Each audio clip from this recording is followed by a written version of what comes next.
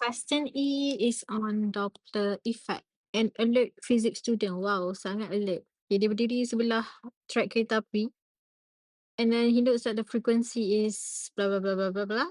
Using the frequencies, help him calculate the speed of train, assuming speed of sound is 340. So, kita nak cari V of train, which is train tu mengeluarkan bunyi, jadi dia adalah source kita. And then speed of sound is V.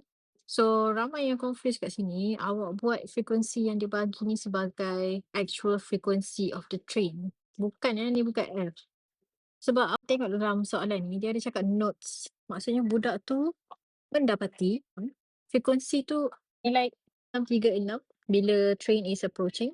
And then when the train is moving away from him, dia notes that the frequency is 485 Hz. So sekarang ni, kalau frekuensi ni berubah, maksudnya this is apparent frequency sebab actual frequency dia kena constant je.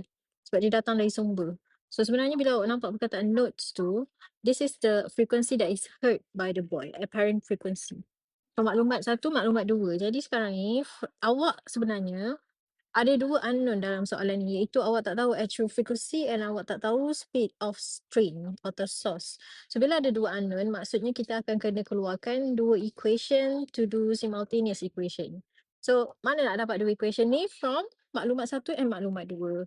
So using the first information, keluarkan equation Doppler effect. And when apparent frequency is 336, observer tak bergerak, so cancel atas ni. So atasnya akan substitute 340 divided by 340. Lepas tu nak tentukan plus atau minus guna US method. So source is approaching, jadi pergi dekat sini. So negative sign. Kali dengan frekuensi. Biar je ni dalam bentuk unknown. So this is the first equation. And then ambil pula maklumat kedua. So maklumat kedua, apparent frequency is 485, 340, 340, and then using OS method, source is moving away from the observer. So plus speed of source times by observed frequency. So ni equation 2. Awak boleh compare ataupun awak ambil equation 2 ni, susun balik 485 and then 340 plus Vs over 340.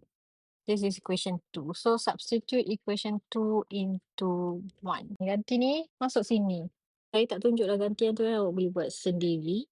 Ini awak dapat 1 mark for this equation and 1 mark for this equation. After awak substitute equation 2 into 1, awak akan dapat speed of train is 46 meter per second. So substitution 1 mark and then final answer with unit 1 mark.